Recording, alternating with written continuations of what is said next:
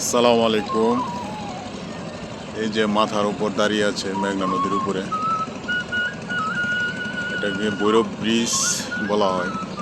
ওপাশে হচ্ছে আশুগঞ্জ আর এ পাশে হচ্ছে ভৈরব।